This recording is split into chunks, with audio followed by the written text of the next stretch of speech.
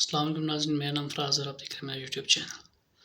ناظرین، آج بہت بڑی ڈیولپمنٹ ہوئی ہے، جس طرح کے ایف آئی اے نے آج چلان جمع کروا دیا ہے سائبر کیس کے حوالے سے، جس میں شاہ محمود قریشی اور عمران خان صاحب جو ہے وہ گرفتار ہیں۔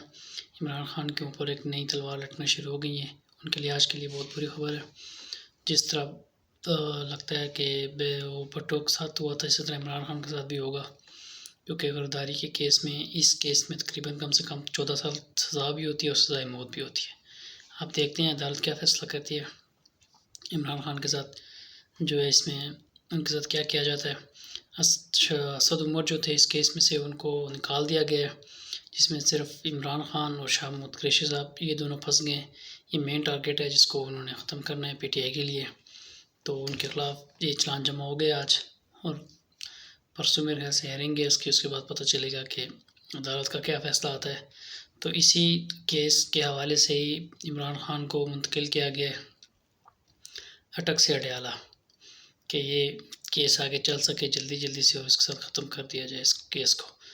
عمران خان کے ساتھ بڑی کوشش کی ہے سب نے مذاکرات کر کے کہ وہ کامیاب ہو سکے، لیکن نہیں ہو سکے۔ اب ان کے اوپر دباؤ بہت زیادہ پریشر ڈالا جا رہا ہے، تو دباؤ بڑھ رہا ہے۔ اب یہ نیا کیس جو بنا ہوا تھا سائفر کا، تو پہلے تو یہ حکومت بھی کہہ رہی تھی پی ٹی ایم والوں کے کہ سائفر ہی نہیں ہے، جھوٹ ہے، سارا کچھ ہے۔ اب تو یہ سائفر بھی آ گیا، یہ سچ بھی ہو گیا، سارا کچھ ہو گیا۔ تو اب عمران خان کے اوپر مقدمہ بھی چل رہا ہے اس کے حوالے سے۔ ابھی دیکھتے ہیں کہ کیا ہوتا ہے اس سائفر کیس کے حوالے سے، کہ آگے جیسے جیسے ہیئرنگ ہوگی پتہ چل جائے گا۔ کیونکہ چلان تو جمع ہو گیا، چلان جمع ہو جائے سمجھ لیں جو ملزم ہوتا ہے اس کے خلاف چارج شیٹ دی جاتی ہے کہ بھائی یہ ملزم ہے، اور اس چلان میں واضح ایف آئی اے نے بتا بھی دیا کہ پی ٹی آئی کے چیئرمین اور وائس چیئرمین جو ہیں یہ دونوں ملوث ہیں۔ سائفر کی کاپی عمران خان کے پاس تھی اور انہوں نے اپنے سیاسی ایک ٹارگٹ حاصل کرنے کے لیے انہوں نے اس کو استعمال کیا اور اپنے پاس ہی رکھی۔